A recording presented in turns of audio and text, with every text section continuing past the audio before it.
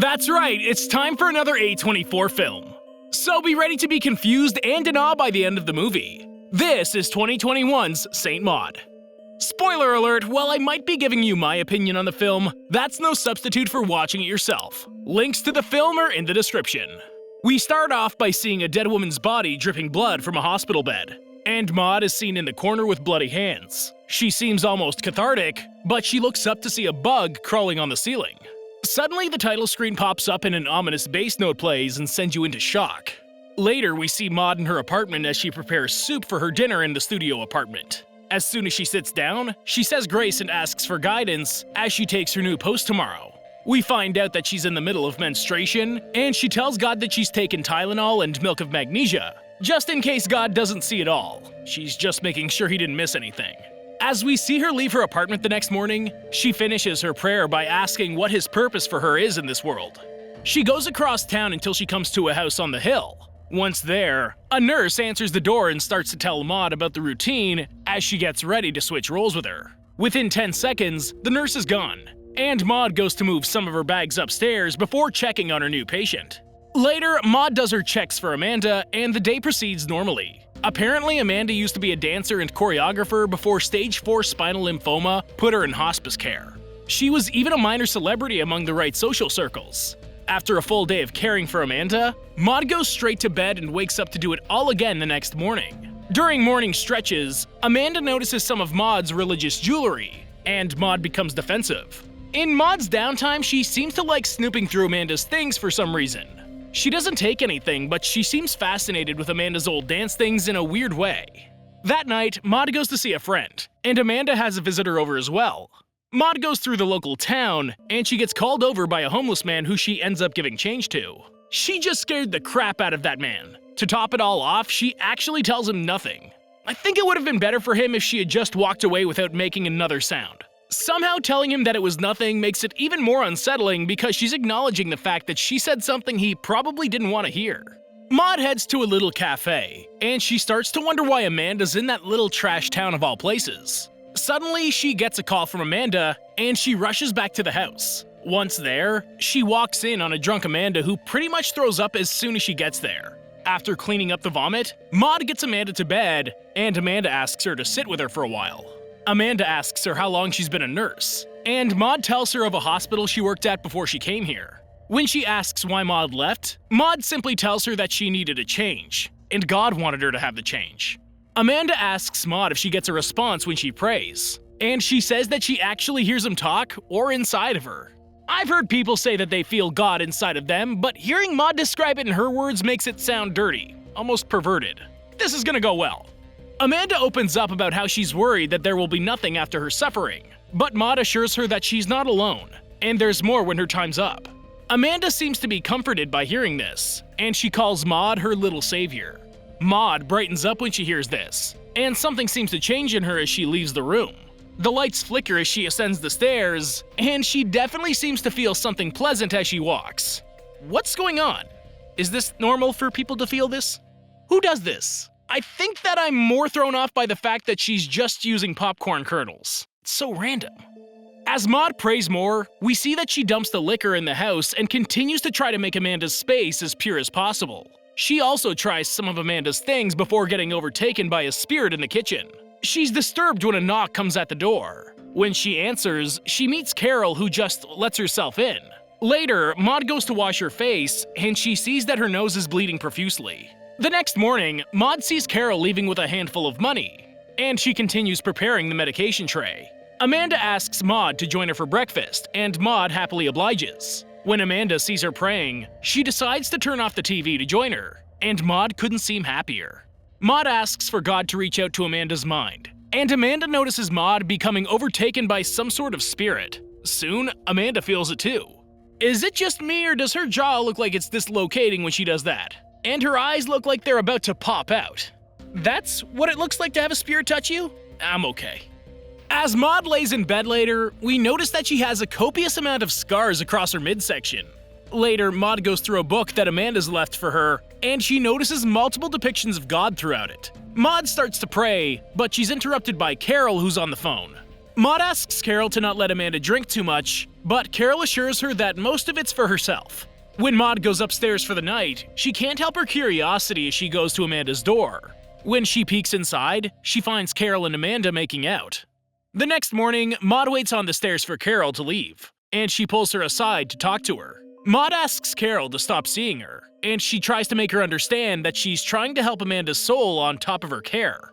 This woman sneaks in Amanda's room and marks the walls with holy water crosses. I can respect being religious, but I'm pretty sure there's a line when it comes to patience and boundaries.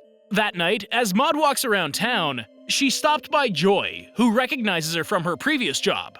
She seems surprised to hear that Maud is still nursing, and there's definitely some history in Maud's background in nursing.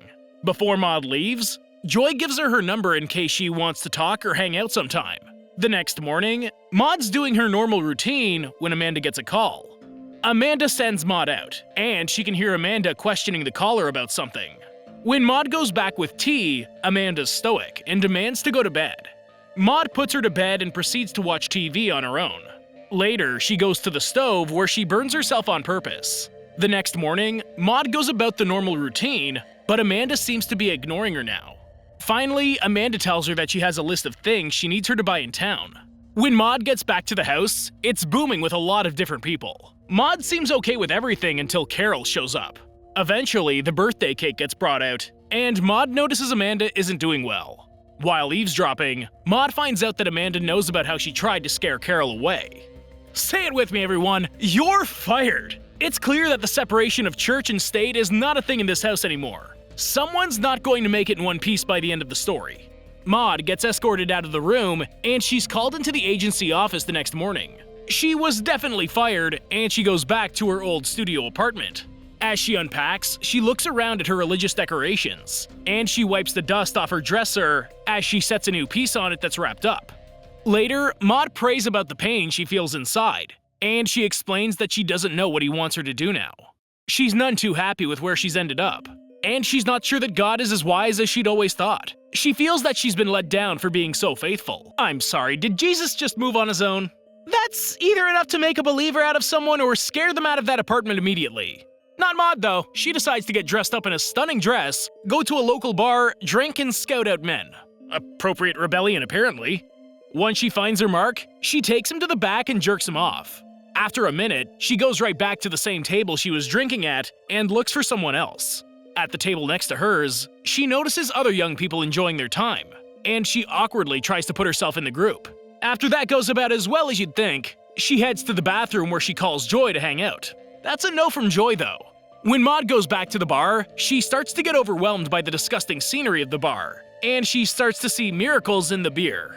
I think that's a little more than a drink. I don't know where you come from, but we've gone too far. To top it off, she has flashbacks of pushing her hands through his chest like the patient we saw in the beginning. Don't worry though, he rolls over and keeps going. This is weird, there's no other way of putting it. Then to top that all off, he mentions that he remembered her from before her accident. He calls her Little Nursey. He should have called her that during, now it's just weird. When Maud gets home, she immediately starts to question her rebellious stage and everything before, and she asks for guidance in what to do. Suddenly, she projectile vomits across the entire room and fireworks start to go off outside. After she crawls across the floor, she starts to see the countertops leak water as her body contorts in different ways. After things get peaceful, she starts to levitate off the floor, and she seems to have a moment of clarity. The next morning, she cleans up all of that mess and thanks God for making her purpose clear again. She burns the dress that she wore to the bar the night before, and she gets ready for her penance. I haven't shuddered in a movie in a while, but that made me uneasy to say the least. And she walks around like that? No, thank you. Maud eventually walks to the water, where she uses a telescope to spy on Amanda's house. When she goes back home, she looks up all of Amanda's history and information. She even catches the nurse that took over for Amanda, and she asks more about her relationship with Amanda. The more they talk about it, the nurse actually ends up telling her that she doesn't think Amanda will be around much longer. After she introduces herself as Esther, Maud walks away without another word. That night, she starts to question her purpose again, but a presence at her shrine makes her approach it. Suddenly, a deep, calm voice speaks to her in tongues. I don't know what I believe, but there's definitely something there with her. This voice does not sound reassuring at all, though. After having a demonic conversation with whatever was there with her, Maud goes back to bed like nothing happened. The next morning she wakes up, dresses herself in her bed sheets, and makes holy water in her sink. I thought an ordained priest or someone had to bless the water. This is some back alley homemade crap. She's interrupted when Joy shows up to check on her, and she's not very friendly with her. Joy tries to apologize for how she reacted the last time they saw each other, and she tries to reassure her that what happened with the other patient in the accident wasn't her fault. Maud tunes her out and seems to be pulled away by a presence outside. Out of nowhere, Maud comes over to Joy, kisses her, and blesses her. She assures Joy that she's doing okay, and she's thankful for her coming to check in on her. That night, Maud goes to Amanda's house, and she prays while she waits for Esther to leave. Once she watches her disappear down the sidewalk, she heads inside while dressed in her bedsheet. Once inside, Maud makes her way to Amanda's room where she's lying in bed awake. As she watches Maud approach her bedside, she shudders as Maud touches her face. Amanda seems to have no strength left, but she musters enough energy to apologize being unkind to her. I really didn't expect that to burn her. For a second, I had completely forgotten all of the chemical bottles that littered Maud's countertops. For a second, I really did think that Amanda had a demon in her. Amanda stops her and she starts to have difficulty breathing. Maud tries to keep going, but when Amanda tells her that God isn't real, she admits to faking the feeling of the spirit in her before. When Amanda continues to say nothing she does matters, Maud becomes distraught and broken. What the hell, is this real or not? This is one of those times where you wonder if Maud really did find a demon-possessed woman, or if she just smacked a cancer patient in the head with a bottle. Either way, this is not going in an ideal direction for Maud. It becomes clear now that Maud is really dealing with a demon here as she's thrown across the room by the mind of the demon. After being told that she's weak in mind and faith, Maud grabs some nearby scissors and stabs Amanda to death over and over. Once the job's done, Maud walks out of the room as though she's been anointed by a holy hand. When she gets back home, she cleans herself up and lies down in her bed like she didn't just stab Amanda to death with a pair of sewing scissors and get rid of a demon. In the morning, she senses wings behind her as she remembers what she's done, and she goes out in her bedsheet to buy some essentials. On her walk back home, she notices something stirring in the sky, and she makes her way onto the beach where she begins to sing softly. She opens a bottle of chemical that she pours all over her body, then she sets herself ablaze. The nearby people drop to their knees as she starts to feel herself ascend to the… Well, there you have it. Another gem from A24. And I'm just as perplexed as I am with any other psychological thriller from the studio. I loved every second of it. And it even managed to make me cringe in a good way a couple of times. I definitely recommend it. If you're looking for more A24 films, here's a couple to check out. Thank you for watching, and I hope you enjoyed the video. Don't forget to like and subscribe for more like this one. Comment what you think I should watch next, and I'll see you in the next video.